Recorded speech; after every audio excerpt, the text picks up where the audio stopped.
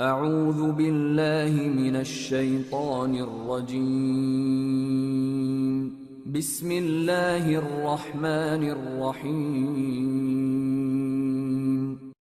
औज़ु बिल्लाहि मिनश्शैतानिर्रजीम। बिस्मिल्लाहिर्रहमानिर्रहीम। प्यारे बच्चों, उम्मीद करता हूं कि आप सब लोग खैरियत से होंगे। आज हम लोग इंशाल्लाह 10th class board of intermediate secondary education की तरफ से स्मार्ट सिलेबस को फॉलो करते हुए पहला चैप्टर स्टार्ट करने जा रहे हैं। पहले चैप्टर में हमारे पास जो पहला टॉपिक है वो प्रॉब्लम सॉल्विंग स्टेप से रिलेटेड है। इस प्रॉब्लम सॉल्विंग स्टेप्स को बाकायदा तौर पर शुरू करने से पहले मैं आपको बताता चलूं कि ये मेरी पहली वीडियो 10th क्लास के लिए है। अगर आप लोग 10th क्लास की तमाम वीडियोस को बर वक्त वॉच करना चाहते हैं तो नीचे दिए गए सब्सक्राइबर के बटन को प्रेस करें, साथ बेल आइकन को प्रेस कर दें। दोस्तों के साथ वीडियोस को शेयर करें, लाइक करें ताकि आप तक और आपके दोस्तों तक मेरी तमाम वीडियोस बर वक्त पहुंच सकें। तो आए चलते हैं chapter number 1 first topic smart syllabus को फॉलो करते हुए, क्योंकि बोर्ड ऑफ इंटरमीडिएट की तरफ से इस दफा हदायत हैं कि जो बोर्ड के एग्जाम लिए जाएंगे वो स्मार्ट सिलेबस के मुताबिक लिए जाएंगे। तो स्मार्ट सिलेबस के मुताबिक हमारे पास पहला टॉपिक प्रॉब्लम सॉल्विंग स्टेप्स है। प्रॉब्लम सॉल्विंग स्टेप्स की अगर हम लोग बात करते हैं तो प्रॉब्लम सॉल्विंग स्टेप्स एक ऐसी स्ट्रेटेजी हमारे पास है, एक ऐसा मेथड हमारे पास है जिस मेथड को इस्तेमाल करते हुए आप अपनी प्रॉब्लम्स को रिजॉल्व कर सकते हैं। एक ऐसा सिस्टमैटिक वे, एक ऐसी स्ट्रेटेजी, एक ऐसा प्लान आपके पास है जिस प्लान को इस्तेमाल करते हुए आप लोग स्टेप बाय स्टेप जो प्रोसीजर आपको प्रॉब्लम सॉल्विंग मेथोडोलॉजी बताएगी उसको परफॉर्म करते हुए आप अपनी प्रॉब्लम को आसान तरीके से हल कर सकते हैं। अब मैंने बात यहां पे की कि आपने अपनी प्रॉब्लम को हल करना है तो सबसे पहले तो हमें इस चीज के बारे में इल्म होना चाहिए कि what is a problem. Problem क्या है? प्रॉब्लम का पता होगा देन जाके हम लोग प्रॉब्लम को हल करेंगे।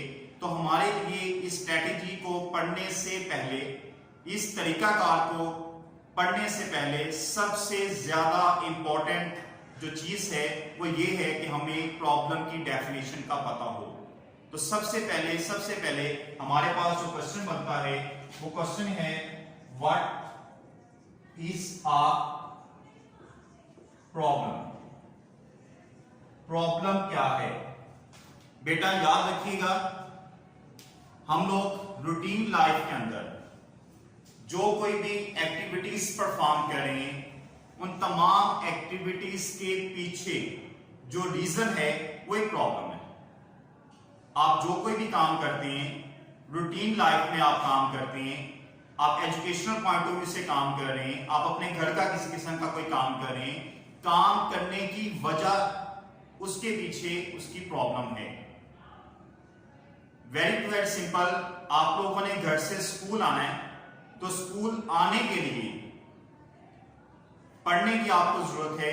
ये पढ़ने के लिए ये पढ़ना तमाम किस्म का एक स्ट्रेटेजी आप लोगों के लिए है कि आप लोग बोर्ड के एग्जाम देना चाह रहे हैं। तो बोर्ड के एग्जाम देना आपके लिए एक मसला है। इस मसले के हल के लिए आप लोग स्कूल तशरीफ लेके आ रहे हैं। इस मसले के हल के लिए आप मेरी वीडियोस को वॉच कर रहे हैं।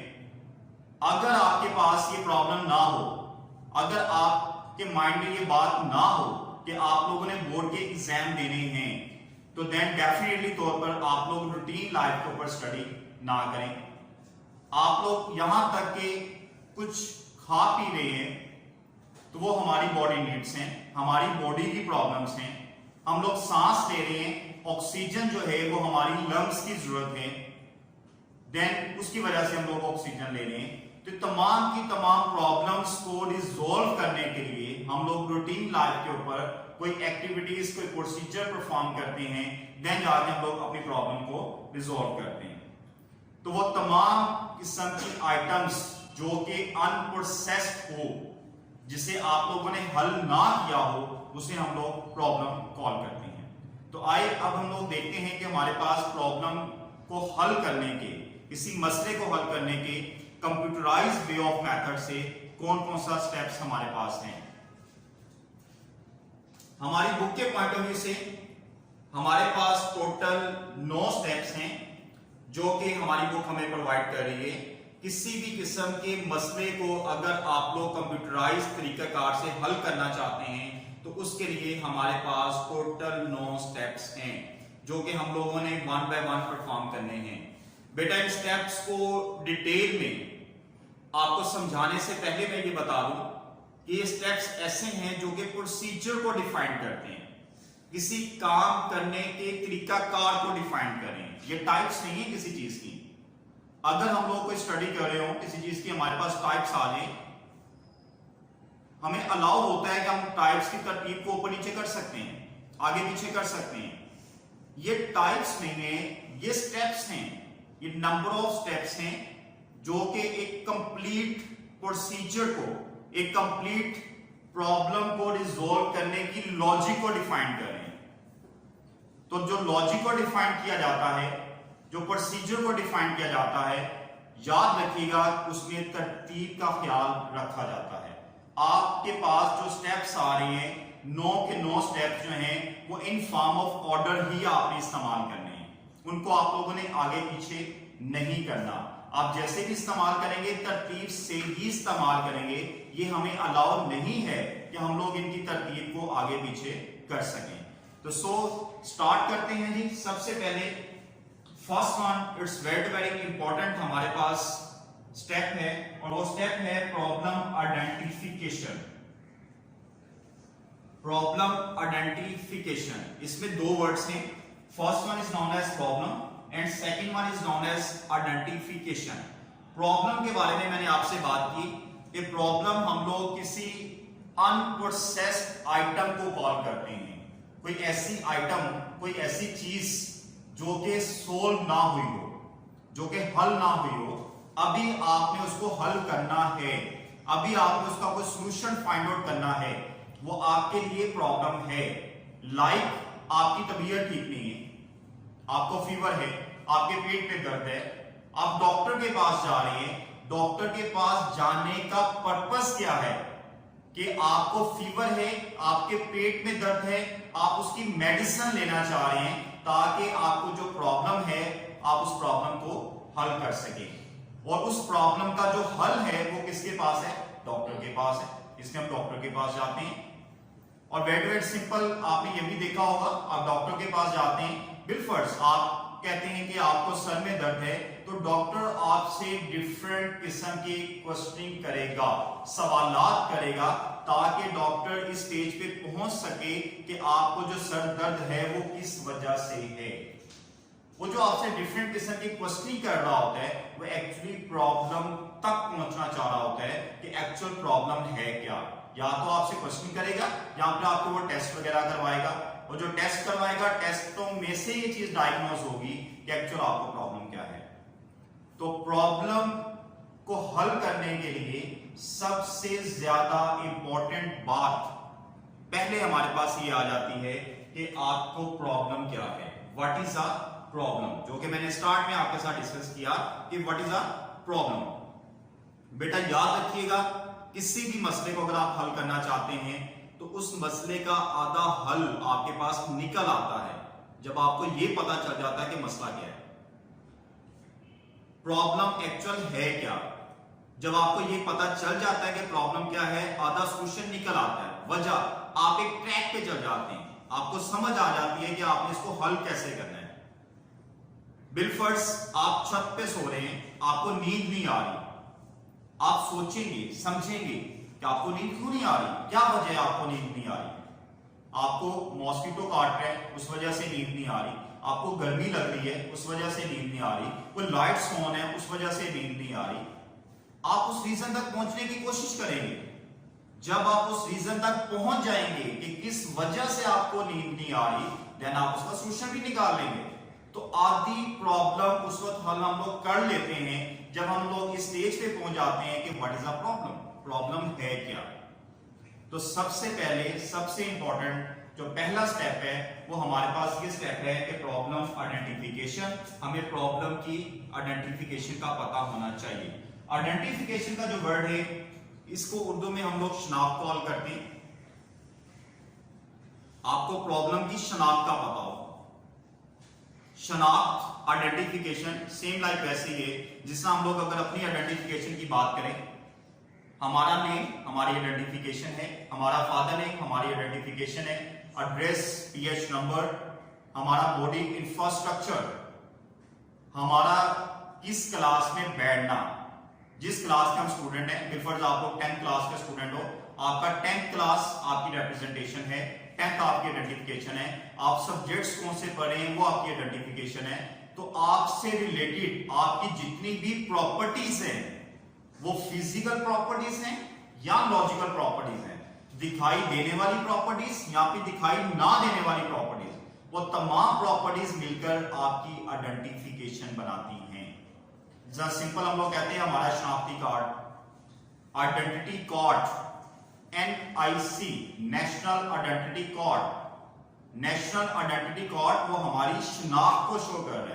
उसमें हमें एक नंबर दे दिया गया है जो कि ऑल ओवर द कंट्री हमारा वो नंबर इस्तेमाल होगा। वो नंबर हमारी शनाख्त है, वो हमारी प्रॉपर्टी है, वो कोई दूसरा इस्तेमाल नहीं कर सकता। मैं कोई मोबाइल नंबर यूज कर रहा हूं तो वो मेरी प्रॉपर्टी है, वो कोई दूसरा इस्तेमाल नहीं करेगा। ये तमाम की तमाम चीजें जो है ये हमारी शनाख्त के अंदर आती हैं। इसी तरह आपने कोई मसला हल करना है, कोई प्रॉब्लम हल करनी है, तो उस प्रॉब्लम से रिलेटेड जितनी भी इंफॉर्मेशन होगी वो तमाम किस्म की इंफॉर्मेशन हमें इकट्ठा करनी पड़ेगी और वो इंफॉर्मेशन क्या कहलाएगी, प्रॉब्लम आइडेंटिफिकेशन कहलाएगी। इसी तरह जी हमारे पास सेकंड स्टेप आता है स्पेसिफाइड रिक्वायरमेंट्स।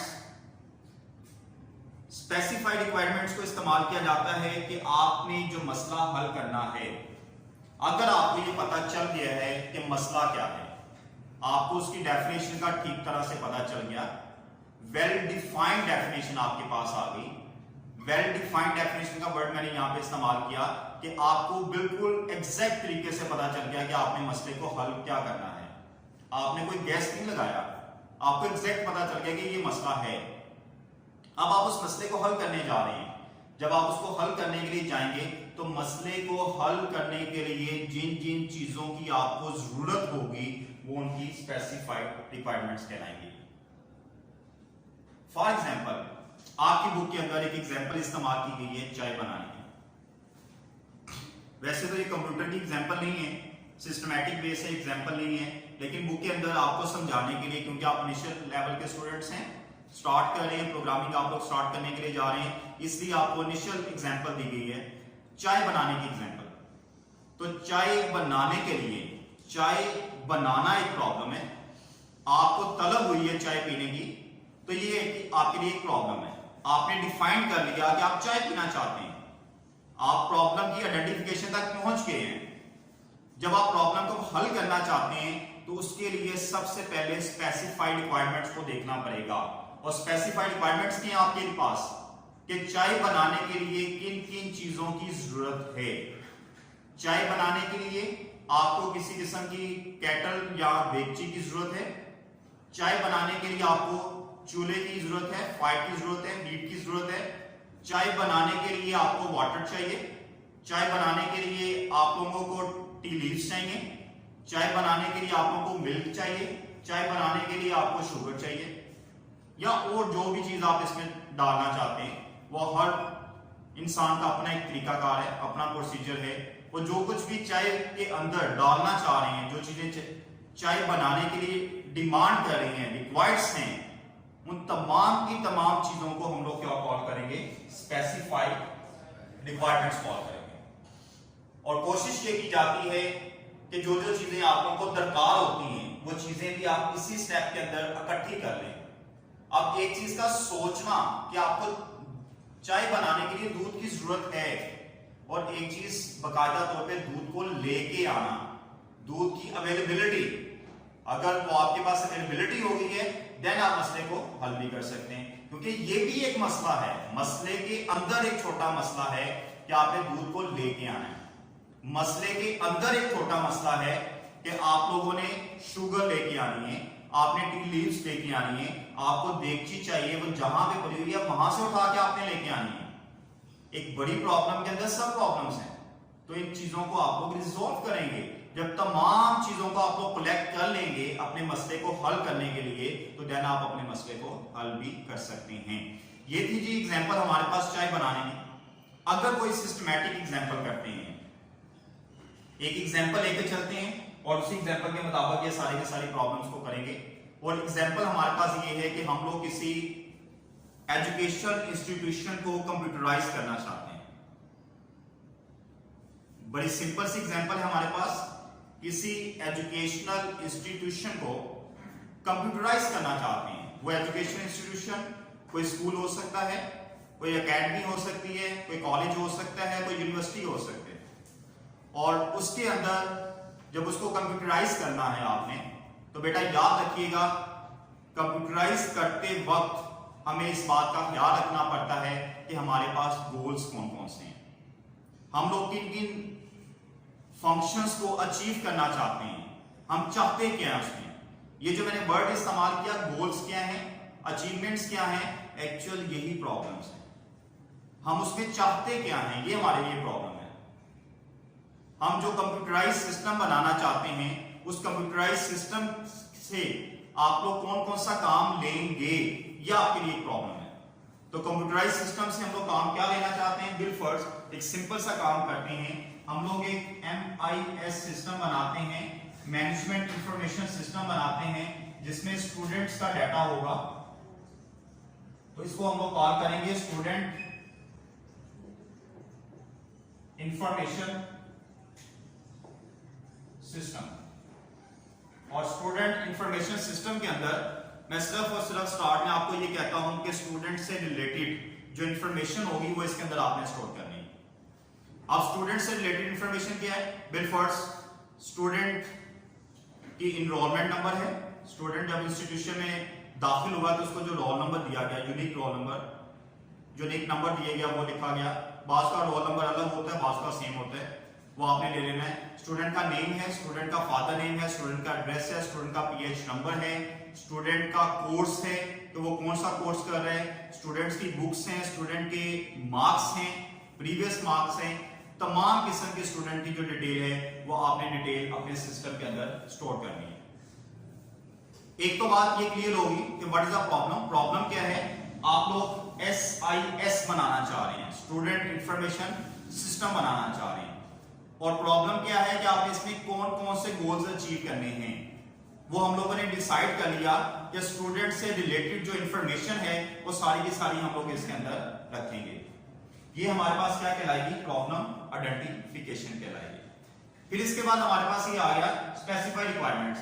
अब इस SIS को बनाने के लिए आपको जिस कंप्यूटराइज सिस्टम की जरूरत है, इस SIS को बनाने के लिए जिन सॉफ्टवेयर्स की आपको जरूरत है, उन सॉफ्टवेयर्स के अंदर आपके पास एक ऐसा सॉफ्टवेयर होगा जो कि फ्रंट एंड बनाने के लिए होगा, एक ऐसा सॉफ्टवेयर होगा जो कि बैक एंड बनाने के लिए होगा।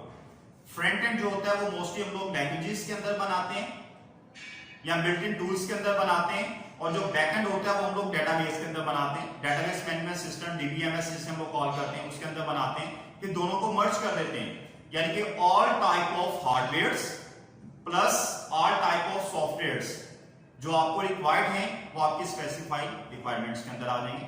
फिर आपको वर्क कितना चाहिए, इसके ऊपर जो एक्सपेंस आ रहा है, जो खर्चा आपके पास आ रहा है वो आपको कितना चाहिए, टीम आपको कितने लोगों की चाहिए जो कि मिलकर काम करेंगे, ऑफिस आपको चाहिए होगा जहां पे बैठ के आप लोगों ने काम करना होगा। तो फिजिकल और लॉजिकल जितनी भी रिक्वायरमेंट्स हैं एक सॉफ्टवेयर को बनाने के लिए, वो तमाम की तमाम रिक्वायरमेंट्स इसके अंदर आ जाएंगी, स्पेसिफाइड रिक्वायरमेंट्स के अंदर आ जाएंगी। It's clear. लेकिन इसके बाद हमारे पास थर्ड वन जो स्टेप है वो एनालाइज द प्रॉब्लम है, प्रॉब्लम को एनालाइज करना। एनालाइज उर्दू में जिसे हम लोग तज्जिया कॉल करते हैं, यहां पे प्रॉब्लम का बाकायदा तौर पर तज्जिया किया जाता है कि आपने जो प्रॉब्लम हल करनी है उस प्रॉब्लम के लिए आपने सॉल्यूशन कौन सा इस्तेमाल करना है। मैंने लफ्ज इस्तेमाल किया, कौन सा इस्तेमाल करना है। बेटा याद रखिएगा, किसी भी मसले को हल करने के लिए बाज़ औक़ात हमारे पास बहुत सारे सॉल्यूशंस होते हैं। बाज़ औक़ात एक ही होता है, बाज़ औक़ात एक से ज्यादा होते हैं। वो जो एक होता है ना आपके पास, वो भी आप लोगों ने डिसाइड किया होता है कि यही आपके लिए बेटर है, अदरवाइज एक से ज्यादा होते हैं। अब किसी भी मसले को अगर आप हल करना चाहते हैं तो आप लोग एट अ टाइम एक से ज्यादा सॉल्यूशंस इस्तेमाल नहीं करते, सॉल्यूशन एक ही इस्तेमाल करते हैं आप। फॉर एग्जांपल आपकी बुक के अंदर एग्जांपल है चाय की, मैं चाय की एग्जांपल को भी लेके चलूंगा और ये कंप्यूटराइज्ड एग्जांपल जो मैंने आपके साथ शेयर की है इसको भी लेके चलूंगा। चाय बनाने के वेज, चाय बनाने का प्रोसीजर बहुत सारे हैं। हर इंसान अपने घर में डिफरेंट तरीकेकार से बनाता होगा। फॉर एग्जांपल कोई बच्चा ऐसा होगा जिसके घर में चाय बनाने का तरीकाकार, पहले चूल्हे के ऊपर देगची रखी जाएगी, उसको हीट प्रोड्यूस की जाएगी, देन उसके अंदर पानी इंसर्ट किया जाएगा, वो थोड़ी देर बॉइल होगा, देन उसके अंदर टी लीव्स डाली जाएंगी, थोड़ी देर बॉइल होंगे, देन उसके अंदर शुगर डाली दी जाएगी, थोड़ी देर बॉइल होगा, देन उसके अंदर मिल्क इंसर्ट कर दिया जाएगा और आफ्टर सम टाइम चाय आपके पास तैयार होकर मिल जाएगी आपको। कुछ लोग ऐसे होंगे सब कुछ एक दफा डाल देते होंगे, एक दफा डाली, नीचे से चूल्हा चलाया, कुछ टाइम के बाद चाय बन गई। कुछ लोगों का तरीकाकार क्या होगा, मैंने कहा था पानी पहले डाल दिया, वो दूध पहले डालते होंगे, चाय पत्ती के साथ उसके डाल देते होंगे, पानी डाल देनी होंगे। तो ये सारी बातें करने का मकसद क्या है कि हर इंसान के पास उसका अपना एक तरीकाकार है। सो एक से ज्यादा वेज आपके पास हैं एक काम करने के, लेकिन आप एक से ज्यादा वेज को इस्तेमाल नहीं करते, आप इस्तेमाल किसी एक तरीके को ही करते हैं। तो वो प्रोसीजर आप लोग इस्तेमाल करेंगे जो आपके लिए सबसे ज्यादा सूटेबल होगा। और आपके लिए किसी चीज की सूटेबिलिटी का क्या मतलब है, वो चीज करने में आपके लिए आसानी हो, वो चीज कॉस्ट के पॉइंट ऑफ व्यू से, पैसों के पॉइंट ऑफ व्यू से वो लेस हो, कम हो, क्वालिटी उसकी ज्यादा अच्छी हो, अच्छी क्वालिटी, कम पैसा, कम टाइम के ऊपर जो चीज आपसे होगी डेफिनेटली वो आप काम पहले करेंगे। मैं एक छोटी सी एग्जांपल देके आगे चलता हूं। फॉर एग्जांपल आप लोग लाहौर से इस्लामाबाद का सफर करना चाहते हैं। आप लोग लाहौर से इस्लामाबाद बाय एयर जा सकते हैं, आप लाहौर से इस्लामाबाद ट्रेन पे जा सकते हैं, आप लाहौर से इस्लामाबाद बस पे जा सकते हैं। अगर बस की बात की जाए तो बस पे आप वाया मोटरवे जा सकते हैं, वाया जीटी रोड आप लोग जा सकते हैं, आप लोग अपनी कन्वेंस पे जा सकते हैं। तो देखें, एक जगह से दूसरी जगह पे जाने के लिए आपके पास सॉल्यूशंस तो बहुत सारे हैं, लेकिन क्या होगा, आप किसी एक सॉल्यूशन को इस्तेमाल करेंगे, वो सॉल्यूशन आप इस्तेमाल करेंगे जो कि आपके लिए सूटेबल होगा। तो एनालाइज के अंदर हम लोग ये देखते हैं कि किसी प्रॉब्लम के लिए अगर एक से ज्यादा सॉल्यूशंस अवेलेबल हैं तो हम लोगों ने उनमें से कौन सा दी बेस्ट जो है वो इस्तेमाल करना है। तो ये आपने फाइनलाइज करना है। जैसे दी बेस्ट आपने फाइनलाइज कर लिया तो उस सॉल्यूशन के मुताबिक अब जब आप मसले को हल करने के लिए जाएंगे तो मसला बाज़ औक़ात साइज में बड़ा होता है। अगर साइज में बड़ा होगा तो उसको हल करने का बड़ा एक बेहतरीन सॉल्यूशन हमारे पास ये है कि उसको सब प्रॉब्लम्स के अंदर ब्रेक कर लेंगे, उसकी छोटी छोटी प्रॉब्लम्स बना लेंगे। अगर बड़ी प्रॉब्लम है उसकी छोटी छोटी प्रॉब्लम्स बना लें। घर में कोई गेस्ट आ रहा है तो गेस्ट के लिए अगर आप लोगों को ज्यादा डिशेस बनानी पड़ रही हैं तो कुछ डिशेस घर में बना लें, कुछ बाजार से लें। अगर घर में डिशेस बनाने वाले ज्यादा लोग हैं उनको अलग अलग उनकी ड्यूटीज असाइन कर दें। तो एक जो बड़ी प्रॉब्लम है उस प्रॉब्लम को क्या किया हम लोगों ने, छोटी छोटी प्रॉब्लम्स के अंदर ब्रेक कर लिया ताकि प्रॉब्लम को अच्छे तरीके से, ऐसा तरीके से हम उसको हल कर सकें। और प्रॉब्लम का हल भी ऐसा तरीके से होता है, और कल को अगर प्रॉब्लम का सॉल्यूशन प्रॉपर ना निकले तो आपको अगर कोई मसला क्रिएट हो जाता है, कोई एरर आ जाता है, तो आप उस एरर को भी इजीली रिमूव कर लेते हैं। तो बेटा मैंने एनालाइज के अंदर दो बातें आपके साथ शेयर की। पहली बात कि आपने प्रॉब्लम का जो सॉल्यूशन है वो फाइनल सेलेक्ट करना है कि कौन सा सॉल्यूशन आपने इस्तेमाल करना है। और दूसरी मैंने बात आपसे ये की कि अगर आपके पास प्रॉब्लम का साइज बड़ा है तो आप उसको छोटे छोटे प्रॉब्लम्स के अंदर डिवाइड कर लेंगे और इन्हीं छोटी छोटी प्रॉब्लम्स को हम लोग कंप्यूटर की जुबान में मॉड्यूल भी कॉल करते हैं। एक बड़ी प्रॉब्लम को छोटी प्रॉब्लम्स के अंदर डिवाइड करें, उसे हम लोग क्या कॉल करेंगे, मॉड्यूल कॉल करेंगे। डिपार्टमेंट्स आपके बन जाएंगे, अलग अलग स्टेजेस आपकी आ जाएंगी। जिसमें आप लोग यहाँ पे स्टडी करने के लिए आते हैं किसी भी इंस्टीट्यूशन के अंदर, तो आप देखेंगे आपके पास टोटल 8 सब्जेक्ट्स हैं। हर सब्जेक्ट को पढ़ाने वाला आपको अलग से एक टीचर मिलेगा। और किसी बड़े इंस्टीट्यूशन में जाए तो वहां पे डिपार्टमेंट ही अलग होते हैं। आप कॉलेजेस में जाएंगे, यूनिवर्सिटीज में जाएंगे, डिपार्टमेंट्स ही अलग होंगे। फिजिक्स का डिपार्टमेंट अलग होगा, केमिस्ट्री का अलग होगा, कंप्यूटर का अलग होगा, मैथ का डिपार्टमेंट अलग होगा। ये डिपार्टमेंट्स को जब अलग अलग कर दिया है तो इनको मैनेज करना आसान है, इनको इजीली हैंडल किया जाता है। अगर ये सारे मिक्सअप हों तो देन जो वहां पे मैनेजमेंट पर्सन बैठा हुआ है, जो भी वहां का हेड है, उस हेड के लिए मैनेज करना मुश्किल हो जाएगा। कर लेगा, ये नहीं मैं कहता कि नहीं करेगा, लेकिन करना मुश्किल होगा। उसको अपनी आसानी के लिए, बेटरमेंट के लिए, बेहतरी के लिए उसने क्या किया, इसको डिपार्टमेंट्स बना दिए, छोटी छोटी प्रॉब्लम्स के अंदर डिवाइड कर दिए।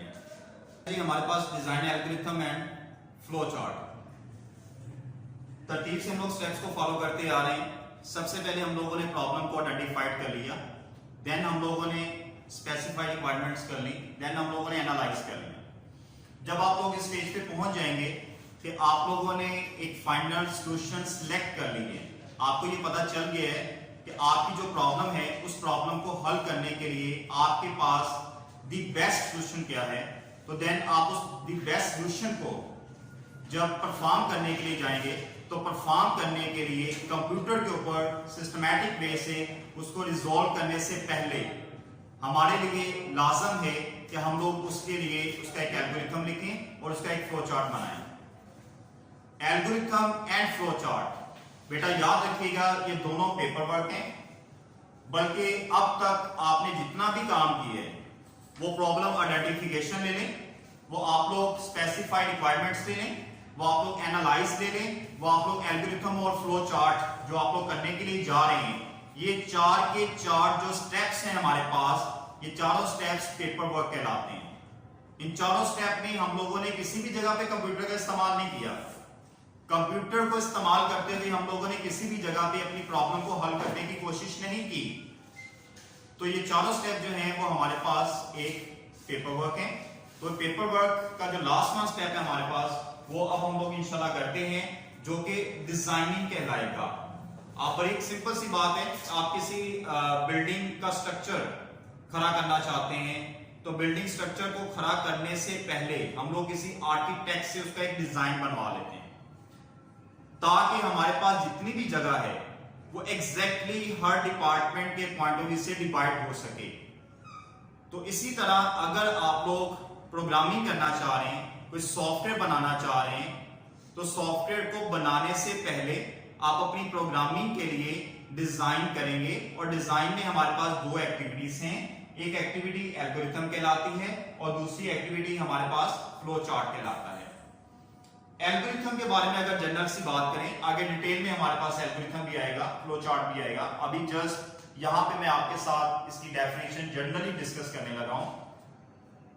एल्गोरिथम जो है हमारे पास है, एल्गोरिथम एक प्रॉब्लम को हल करने के बारे में जो हमारे पास एक स्टेप बाय स्टेप प्रोसीजर होता है, उससे आप लोगों ने अपनी सिंपल वर्डिंग के अंदर डिफाइन करना है।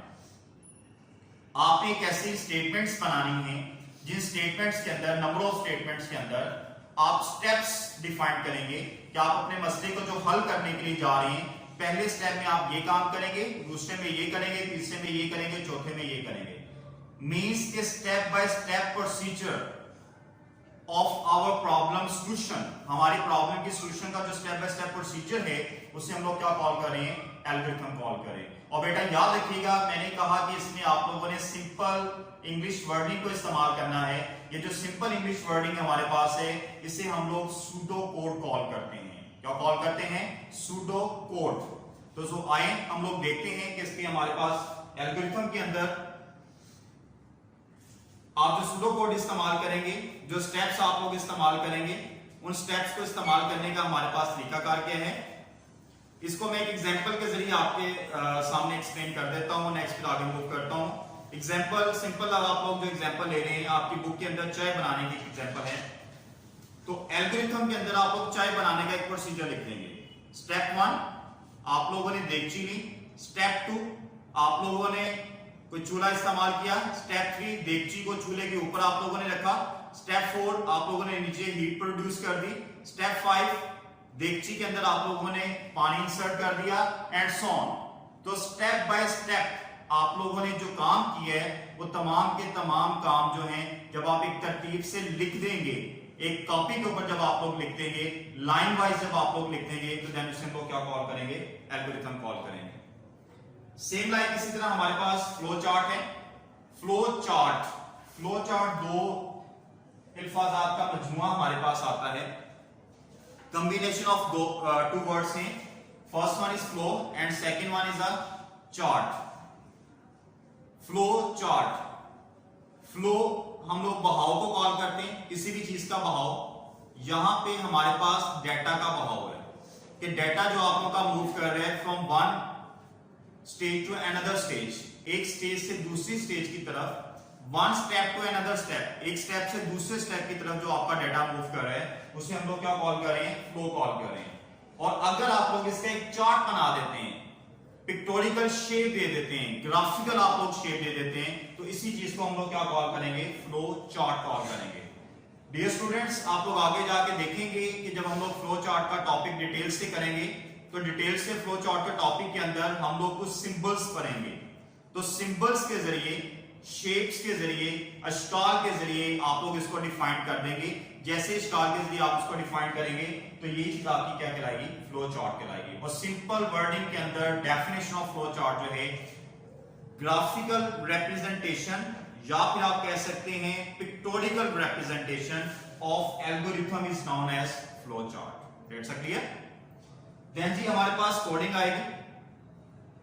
एक्चुअल कंप्यूटर के ऊपर जब आपने काम करना है, जो सॉफ्टवेयर की एक्चुअल डेवलपमेंट है वो हमारे पास कोडिंग की स्टेज पे आती है। अब तक हम लोगों ने जो 4 स्टेप्स पढ़े, इन चारों स्टेप्स के अंदर हम लोगों ने कोडिंग करने के लिए समझने की तैयारी की है।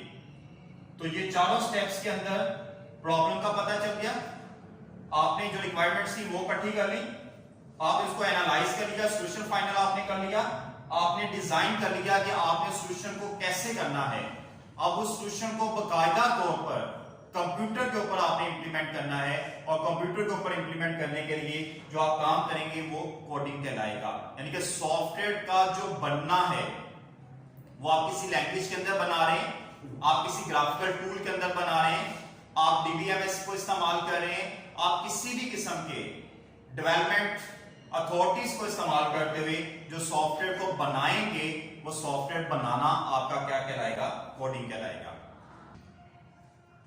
बेटा कोडिंग के बाद हमारे पास स्टेप आता है टेस्टिंग एंड डिबगिंग।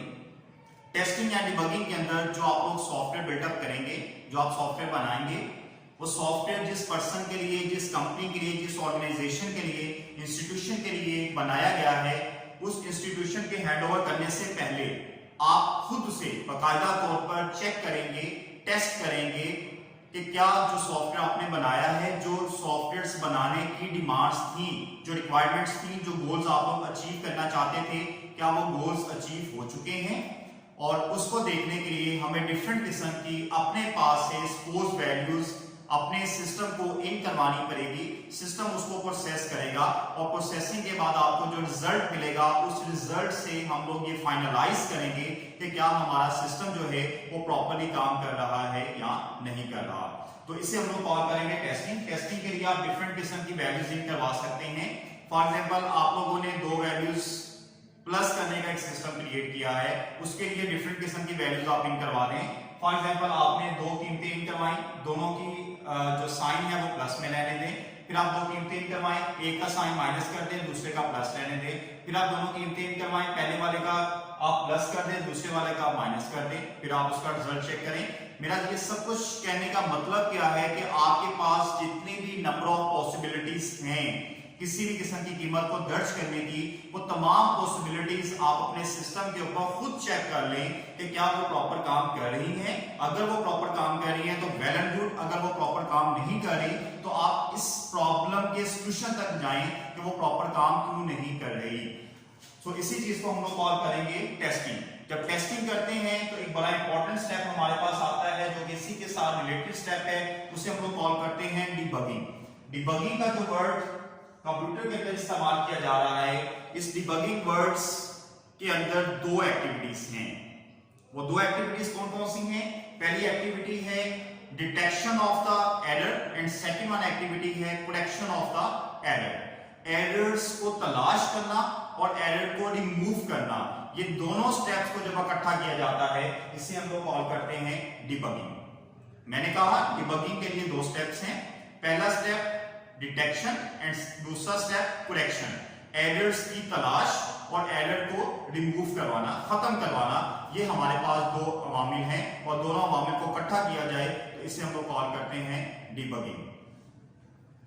लेकिन डिबगिंग की जब हम लोगों ने बात की, एरर्स की डिटेल में आगे इंशाल्लाह नेक्स्ट इनकमिंग जो मेरे पास टॉपिक आएगा वो एरर्स की आप लोगों को मैं जो टाइप्स हैं उनके बारे में डिस्कस करूंगा। वैसे जस्ट मैं बता देता हूं कि तीन टाइप्स हैं।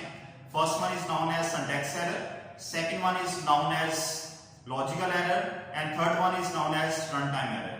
नेक्स्ट लेक्चर में इंशाल्लाह हम लोग इन तीनों एरर्स के बारे में डिटेल से बात करेंगे।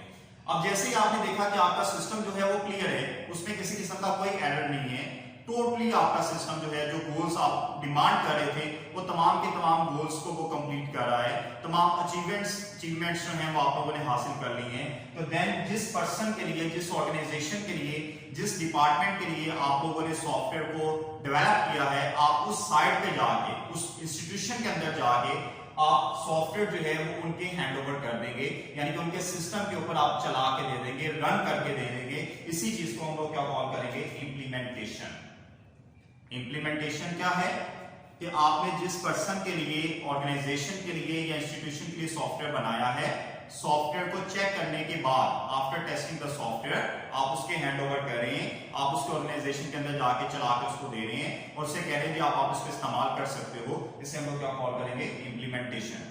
लीजिए वो सॉफ्टवेयर इस्तेमाल करने वाला जिसके लिए आपने सॉफ्टवेयर बनाया है, वो सॉफ्टवेयर को इस्तेमाल करेगा। After some time, after some days, some month, some years, possible है कि आपके सॉफ्टवेयर के अंदर कोई बग आ जाए, कोई सॉफ्टवेयर के अंदर एरर आ जाए, सॉफ्टवेयर प्रॉपर काम ना करे, कोई फाइल मिस हो जाए या उसके फंक्शंस के अंदर कोई प्रॉब्लम क्रिएट हो जाए, तो देन सॉफ्टवेयर बनवाने वाला आपसे दोबारा राब्ता करेगा। वो आपको दोबारा कहेगा कि हमारे सॉफ्टवेयर में ये प्रॉब्लम्स आ गई हैं, तो देन आप उन सॉफ्टवेयर की प्रॉब्लम्स को रिमूव करवाओगे। सॉफ्टवेयर की प्रॉब्लम्स को जो आप लोग रिमूव करवाओगे उसे हम लोग कॉल करेंगे मेंटेनेंस। इनके software after some time, after usage of some time, software के अंदर कुछ बग्स आ सकते हैं, सॉफ्टवेयर खराब हो सकता है, कोई छोटा सा बग आ सकता है, कोई बड़ा सा बग आ सकता है, तो देन आपने सॉफ्टवेयर को मेंटेन करना है, दोबारा से सॉफ्टवेयर को ठीक करके देना है। अब अगर मैं यहाँ पे बात करूं कि आपने सॉफ्टवेयर को मेंटेन करना है, सॉफ्टवेयर को दोबारा से ठीक करके देना है, तो देन एक प्रॉब्लम आने की वजह से आपको मेंटेनेंस करनी पड़ेगी। तो प्रॉब्लम आने की वजह से जब मेंटेनेंस करनी पड़ेगी तो डेफिनेटली तौर पर आप उस प्रॉब्लम सॉल्विंग स्टेप्स को ही फॉलो करोगे। तो प्रॉब्लम सॉल्विंग स्टेप्स को फॉलो करते हुए प्रॉब्लम की सबसे पहले आप आइडेंटिफिकेशन करोगे, देन स्पेसिफाई रिक्वायरमेंट्स करोगे, देन एनालाइज करोगे, देन आप डिजाइन एल्गोरिथम एंड कोडिंग करोगे, देन आप टेस्टिंग पे जाओगे और देन आप उसको इंप्लीमेंट करके दोगे। यानी कहने का मतलब क्या है कि आपने जितने भी काम, जितने स्टेप्स आपने पहले किए थे, एक छोटी सी प्रॉब्लम को हल करने के लिए अगेन आपको वही स्टेप्स परफॉर्म करने पड़ रहे हैं।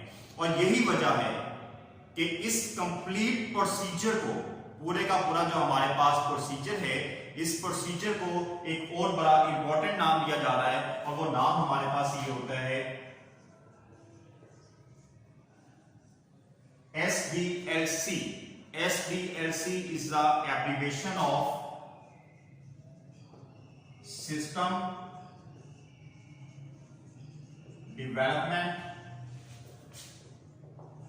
Life Cycle. System Development Life Cycle. System को डेवलप करने के लिए एक लाइफ साइकिल है, यानी कि जितनी देर तक सिस्टम रहेगा उतनी देर तक आपकी लाइफ साइकिल चलती रहेगी, यानी कि जब तक सिस्टम का इस्तेमाल रहेगा उतनी देर तक लाइफ साइकिल चलती रहेगी। यहां पे सिस्टम से मुराद combination of software and hardware है। डेवलपमेंट आप उसको बना रहे हो, डेवलप कर रहे हो, लाइफ जब तक उसकी जिंदगी है। साइकिल का वर्ड जो इस्तेमाल किया गया ये बड़ा इंपॉर्टेंट है। ये इसलिए साइकिल का वर्ड इस्तेमाल किया गया है कि मैंने आपको अभी मेंटेनेंस के बारे में बताया। जैसे मेंटेनेंस में आएंगे आपको वापस पहले स्टेप पे आ गए, पहला, दूसरा, तीसरा, चौथा, पांचवा, छठा, सातवां, फिर अगेन मेंटेनेंस पे आओगे, फिर आप पहले पे आ गए। यानी कि जैसे ही लास्ट स्टेप पे आप गए अगेन आप पहले पे आ गए, लास्ट हो गए फर्स्ट। तो इसी वजह से इसे हम लोग क्या कॉल करें, साइकिल। और ये साइकिल उतनी देर तक चलती रहेगी जितनी देर तक हम लोग सॉफ्टवेयर को इस्तेमाल करें। यहां पे मेंटेनेंस के साथ साथ एक और वर्ड इस्तेमाल किया गया है अपडेशन का। अपडेशन के बारे में आपको बताता चलूं, अपडेशन किसी एरर को कॉल नहीं किया जाता। ऐसा नहीं है कि आपका सॉफ्टवेयर इस्तेमाल करते करते उसमें किसी किस्म का कोई बग आ गया है, बल्कि अपडेशन ये चीज है कि आफ्टर सम टाइम आप चाहते हैं कि आपके सॉफ्टवेयर के साथ मजीद मॉड्यूल्स को अटैच कर दिया जाए। फॉर एग्जांपल हम लोगों ने एग्जांपल स्टार्ट की थी कि आप लोगों ने स्टूडेंट इंफॉर्मेशन सिस्टम बनाना है। स्टार्ट में स्टूडेंट इंफॉर्मेशन सिस्टम ही बना, स्टूडेंट इंफॉर्मेशन सिस्टम को साल 2 साल इस्तेमाल भी किया गया। 1-2 साल इस्तेमाल करने के बाद इंस्टीट्यूशन ये चाहता है कि वो स्टूडेंट से फी जो है वो ऑनलाइन कलेक्ट करे। अगर स्टूडेंट से फी ऑनलाइन कलेक्ट करनी है तो देन उसे सिस्टम के साथ, इंफॉर्मेशन सिस्टम के साथ स्टूडेंट फी पोर्टल भी अटैच करना पड़ेगा। और स्टूडेंट फी पोर्टल को जब उसने अटैच करना है तो डेफिनेटली न्यूली उसको एक मॉड्यूल तैयार करवाना पड़ेगा, एक नया मॉड्यूल बनवाना पड़ेगा। वो जैसे नया मॉड्यूल बनवाएगा पुराने मॉड्यूल के साथ वो अटैच कर दिया जाएगा। इस चीज को हम लोग कॉल करेंगे अपडेशन। तो बेटा मैंने 2 बातें यहाँ पे इंपॉर्टेंट लिखी, मेंटेनेंस एंड अपडेशन। मैं रिपीट कर देता हूं ताकि दोनों में आप लोगों को डिफरेंस पता चल सके। मेंटेनेंस, अगर कोई एरर आ गया, बग आ गया, उसको ठीक किया जा रहा है।